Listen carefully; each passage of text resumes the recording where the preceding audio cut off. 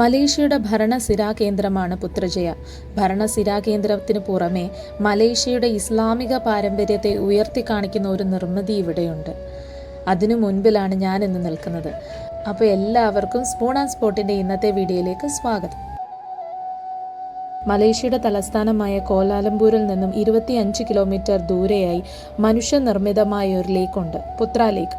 അതിൻ്റെ തീരത്ത് 5.5 ഹെക്ടറിലാണ് $62.7 മില്യൺ ചിലവഴിച്ച് 1999 പണി പൂർത്തിയാക്കിയ പുത്ര മസ്ജിദ് അല്ലെങ്കിൽ പിങ്ക് മോസ്ക് സ്ഥിതി ചെയ്യുന്നത്. പൂർണ്ണമായും പിങ്ക് ടിൻറ്റഡ് ഗ്രാനൈറ്റിൽ പണി പൂർത്തിയാക്കിയതുകൊണ്ടാണ് ഇങ്ങനെ ഒരു പേര് ലഭിച്ചത്. ഇസ്ലാമിക മതവിശ്വാസിക്ക് മാത്രമല്ല, ഏതൊരാൾക്കും വളരെ സൗജന്യമായിട്ട് തന്നെ ഈ മോസ്ക് സന്ദർശിക്കുവാൻ കഴിയും.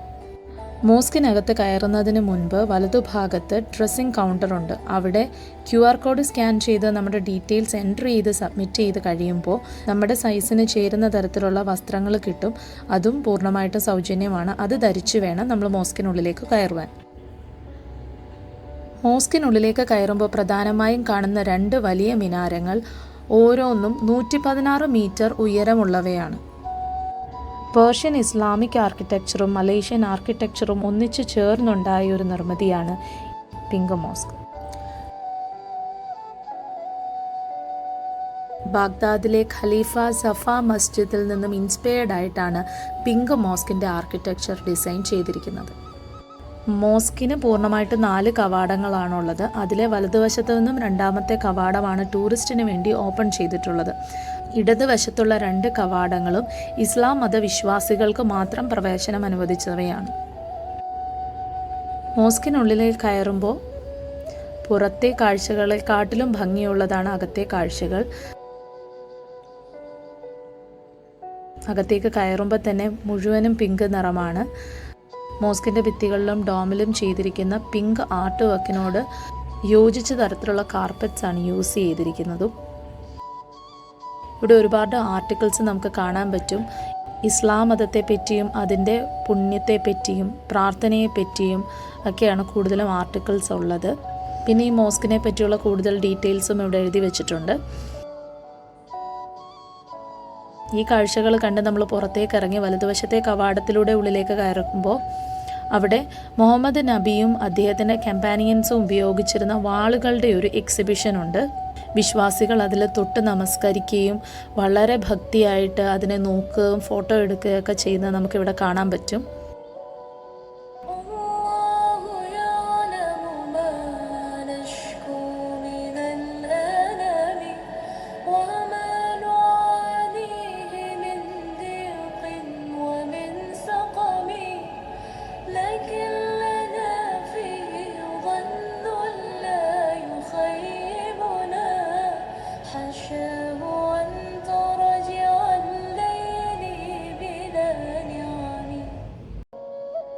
അവിടുന്ന് നമ്മൾ ഇറങ്ങുന്നത് വളരെ ഭംഗിയുള്ളൊരു വ്യൂവിലേക്കാണ്.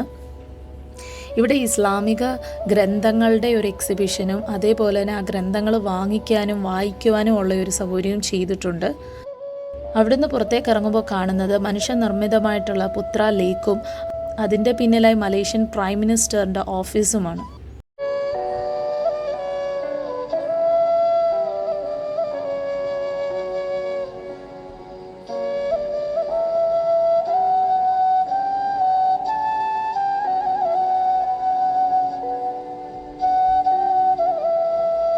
പിങ്ക് മോസ്കിൻ്റെ മുൻപിലുള്ള പ്രൊമനേഡിൽ പ്രധാനമായിട്ടും 2 ബിൽഡിങ്ങുകളാണുള്ളത്. ഒന്ന് പിങ്ക് മോസ്ക്, ഒന്ന് അതിനോട് ചേർന്ന് നിൽക്കുന്നത് മലേഷ്യൻ പ്രൈം മിനിസ്റ്ററിൻ്റെ ഓഫീസാണ്.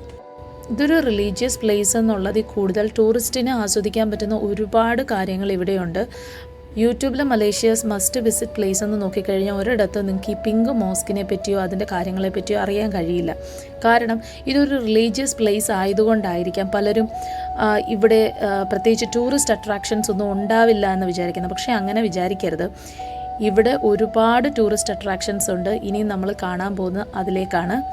അപ്പോൾ നമ്മൾ മോസ്കിൽ നിന്ന് ഇറങ്ങി വലതുവശത്തേക്ക് നടക്കുമ്പോൾ അവിടെ കുറേ കിയോസ്കുകളുണ്ട്.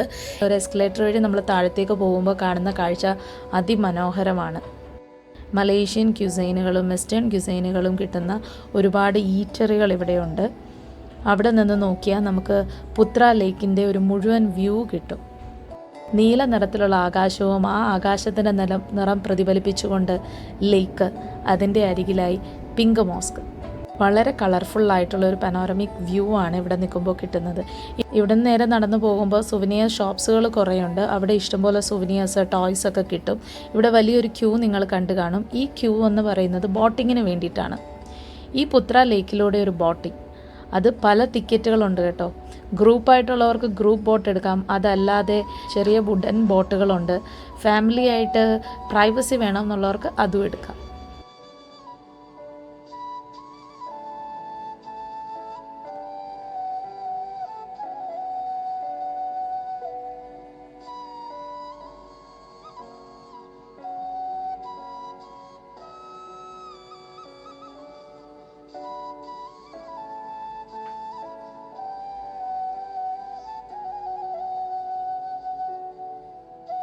മനോഹരമായ 2 ബ്രിഡ്ജുകളാണ് പുത്ര ലേക്കിന് കുറുകെയുള്ളത്.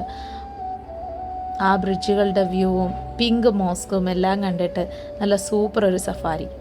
അപ്പോൾ എല്ലാവർക്കും ഇന്നത്തെ വീഡിയോ ഒരുപാട് ഇഷ്ടപ്പെട്ടു എന്ന് വിശ്വസിക്കുന്നു. വീഡിയോ ഇഷ്ടപ്പെട്ടെങ്കിൽ തീർച്ചയായിട്ടും ലൈക്ക് ചെയ്യുക. ഇനി ഇങ്ങനെയുള്ള വീഡിയോകൾ കാണുവാൻ വേണ്ടി ചാനൽ സബ്സ്ക്രൈബ് ചെയ്യുക. അപ്പോൾ അടുത്തൊരു വീഡിയോ ആയിട്ട് കാണുന്നത് വരെ ബൈ ബൈ.